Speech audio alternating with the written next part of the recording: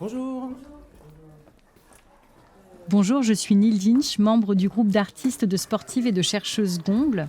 En ce moment, j'écris un spectacle qui s'appelle Deux Barres et qui parle du travail, de la façon dont ce travail contemporain est transformé par l'informatique et comment cela modifie nos corps. À l'invitation de la Maison des pratiques artistiques amateurs, j'ai partagé mes réflexions avec 4 artistes amateurs qui mènent des projets voisins. C'est Luc Mouret, ancien délégué syndical qui continue le combat contre les écrans dans la pièce Système d'exploitation. Sarah Laurence Kahl, chargée d'urgence funéraire, qui est son propre cobaye dans sa pièce qui s'appelle Hubert. Mawa Badio, qui est toujours en mouvement, que ce soit en tant qu'informaticienne, danseuse ou guitariste. Et Sabine Bonnefoy, qui est psychologue et qui met en scène les effets délétères d'un travail protocolaire dans la pièce bureaucratique. On a beaucoup parlé. Voici quelques minutes sur la façon dont leur travail et leur pratique amateur marquent leur corps.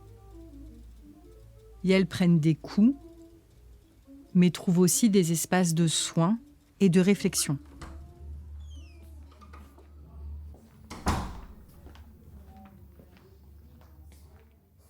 Quand j'étais consultant, de fait, j'étais devant mon bureau vraiment toute la journée et je pouvais y passer. Puis voilà, c'est une activité où on est concentré, donc en fait, on peut y passer vraiment des heures, quoi. De fait, je passais ma journée assis devant un écran, dans une posture qui est pas forcément très bonne, quoi. Et plus le stress que peut générer le travail, du coup, ça produit des mal de dos, le fait de pas forcément bien dormir le soir, euh, et bah, par ailleurs, bah, j'avais mon activité amateur de théâtre d'improvisation où justement là c'est très libérateur, quoi. Heureusement, je veux dire, j'avais ça. Je pense que c'était développer, mettre mon corps et ma créativité au service d'autre chose que mon travail. Rester assise, non quoi. D'ailleurs, j'ai quitté. Avant, j'étais assistante administration des ventes. C'était que des. Beaucoup d'ordres, j'avais pas vraiment de moyens de pouvoir m'exprimer ou même de réfléchir, quoi. J'avais vraiment exécuté les tâches. Et c'est pour ça que j'ai quitté ça parce que je me retrouvais pas et j'ai envie d'aider les autres et d'être serviable et d'être utile et de m'être utile aussi à moi-même.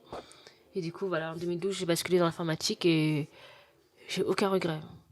Je pense, en tout cas, je sens que mon corps il est plus dans une posture de réceptivité quand je suis psychologue. J'ai des postures qui reviennent, hein, physiquement, enfin physique. Il y a une forme de passivité, en tout cas corporelle, pas du tout cérébrale et pas du tout passive intérieurement, y compris dans le corps. Mais le corps est un petit peu, voilà, on est assis quoi, tout simplement. Donc le corps est un peu, moi je trouve contraint, un peu, voilà. Enfin en tout cas des tensions dans le dos, cervical qui reviennent. Mais c'est aussi parce qu'il y a, voilà, d'une part un peu comme ça une contrainte corporelle et que comme ça circule et voilà, quand les personnes viennent me voir, c'est que bon, il y a des problèmes. Donc il y a quand même quelque chose qu'on accueille quand même en nous et qui impacte à un endroit quoi. Alors dans le théâtre, moi ce que j'aime beaucoup, c'est que c'est global. Ça j'aime beaucoup et du coup je sens que mon corps il est plus content.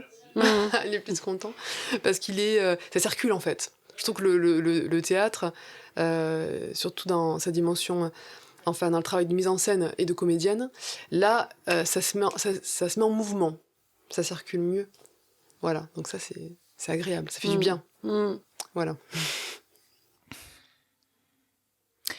Quelle place prend le corps dans votre travail ? Comment est-il utile et ou éprouvé ? À l'heure où je rédige ces lignes, je suis immobilisée sur mon canapé suite à un accident de trajet en me rendant au travail justement.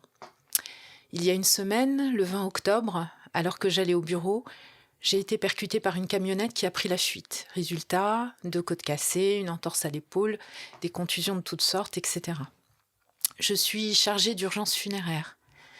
Tous les matins, je me lève à 3h30, je déjeune. À 6h, je me log à mes 3 écrans et à mon téléphone via un casque micro. Allô, l'OPJ Fernandez à l'appareil, nous avons un cadavre suite à un accident. Attention, le corps est en 4 morceaux. Mon corps, dans ce contexte, est sollicité de différentes façons. Il est mécanique, artefact, empathique, en tension, triste, soumis, régulier, athlétique, piégé.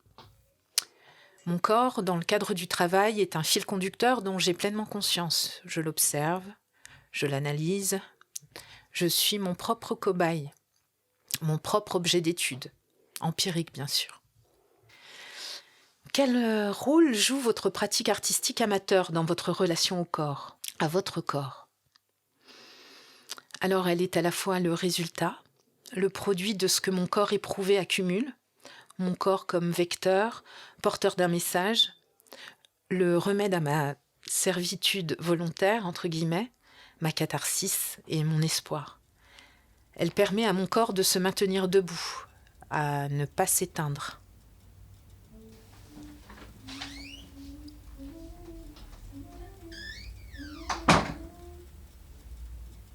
Ces discussions ont été enregistrées les 26 et 27 novembre 2022 à la Maison des pratiques artistiques amateurs Saint-Blaise dans le 20e arrondissement de Paris, avec les voix de Luc Mouret, Sarah Laurence Kahl, Mawa Badio et Sabine Bonnefoy.